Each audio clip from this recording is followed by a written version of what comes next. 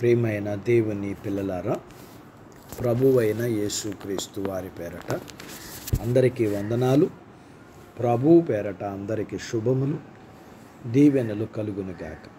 ఈ ఉదయకాలం పరిశుద్ధ గ్రంథము నుండి దేవుని వాక్యాన్ని చదువుకుందాం. కీర్తనల గ్రంథము 121వ కీర్తన 1-2 వచనాలు చదువుకుందాం. కొండల తట్టు నా కన్నులెత్తుచున్నాను, నాకు సహాయం ఎక్కడి వచ్చును? యెహోవా వలనే నాకు సహాయము కలుగును. దేవుడు తన మాటలు మనందరి కొరకు దీవించునుగాక. ఆమేన్. ప్రియమైన దేవుని పిల్లలారా, కొండలు ఎత్తుగా ఉండి ఎంత దూరము నుండైనా కనిపిస్తాయి. కొండలను కదిలించడం సాధ్యం కాదు. బలమును గురించి చెప్పేటప్పుడు కొండంత బలమని, కొండంత ధైర్యం అని చెప్తారు.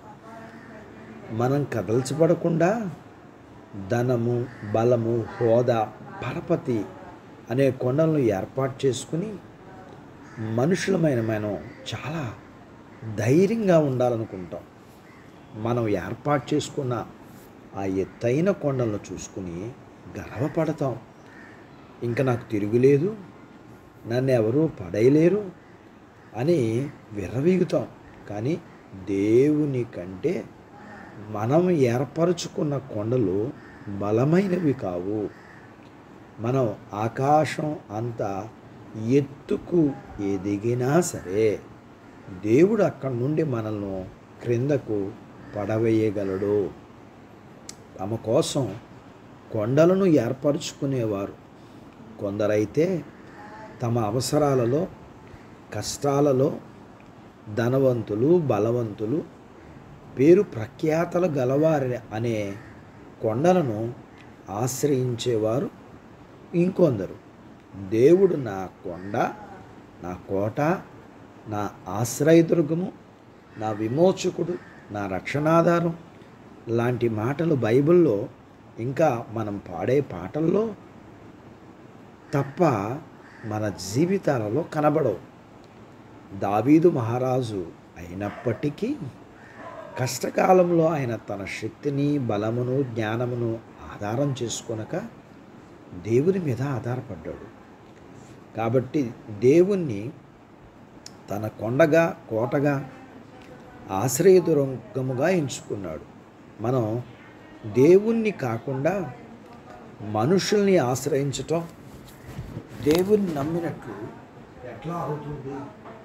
మరి మనం గమనించినట్లయితే ఆయన తన శక్తిని, బలమును, జ్ఞానమును ఆధారం చేసుకునక దేవుని మీద ఆధారపడ్డాడు. కాబట్టి దేవుణ్ణి తన కొండగా, కోటగా, ఆశ్రయదుర్గముగా ఎంచుకున్నాడు. మనం దేవుణ్ణి కాకుండా మనుషుల్ని ఆశ్రయించటం దేవుణ్ణి నమ్మినట్లు ఎట్లా అవుతుంది? హృదయపూర్వకంగా దేవుని నమ్మిన వాళ్ళకి దేవుడు తప్ప మనుషులు కనబడతారా?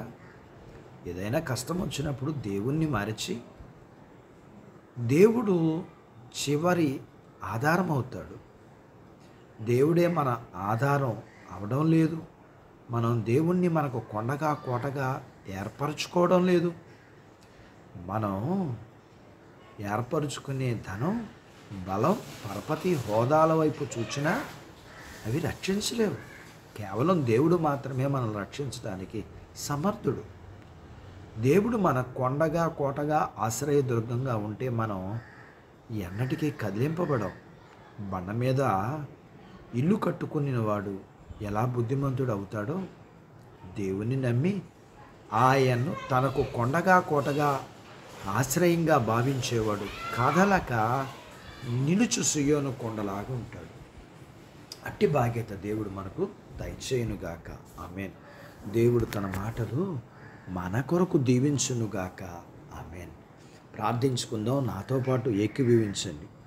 మమ్ములను మిక్కిలిగా ప్రేమించిన మా ప్రియ పరలోకపు తండ్రి, మీ పరిశుద్ధ నామమును బట్టి మీకు వందనాలు. ఈ ఉదయకాలం మీ పాదాల దగ్గర మీ లేఖనాన్ని మేము నేర్చుకోవడానికి సహాయం చేశారు. మేము నేర్చుకున్న లేఖనపు సత్యాన్ని బట్టి మేము ఈ లోకంలో ధనము, బలము, మనుషులను మేము ఆధారం చేసుకొనక మీ వైపు చూసి మిమ్మల్ని ఆధారం చేసుకుని మీ యందు నమ్మకం ఉంచి మీ యందు ప్రార్థించి మిమ్మల్ని ఆధారం చేసుకుని మరి జ్ఞానవంతులుగా బుద్ధివంతులుగా ఉండగలగటానికి సహాయం చేయండి. మీ పిల్లలను దీవించండి. చిన్న బిడ్డలను, యవనస్తులను, వృద్ధులను, స్త్రీలను, పురుషులను దీవించండి. వారి చదువుల్లో, ఆరోగ్యాల్లో, ఉద్యోగ ప్రయత్నాల్లో విజయాలు ఇవ్వండి. ఉద్యోగాలలో ప్రమోషన్ ఇవ్వండి. చేతి పనులు, వ్యాపారాలు, పొలాలు, పశువులు దీవించండి. వివాహాలు కాని వారికి అవుటకు, గర్భం లేని వారికి గర్భఫలం, గర్భం కలిగిన వారికి సుఖమైన ప్రసూతైన తల్లి బిడ్డలకు ఆరోగ్యం ఇవ్వండి. మీ పిల్లల అవసరతలు, సమస్యలు, బలహీనతలు, రుణాలు తీర్చండి. మీ పిల్లలను మీరు అన్ని విషయాల్లో దీవించి మీరు సిద్ధపరిచిన పరలోకపు భూ సంబంధమైన దీవెనలకు పాత్రులుగా చేయమని యేసు ప్రభు వారి పేరట స్తుతించి ప్రార్థించి అడిగినవన్నీ పొందుకుని ఉన్నాము తండ్రి. ఆమెన్. దేవుడు మిమ్మల్ని దీవించునుగాక. ఆమెన్.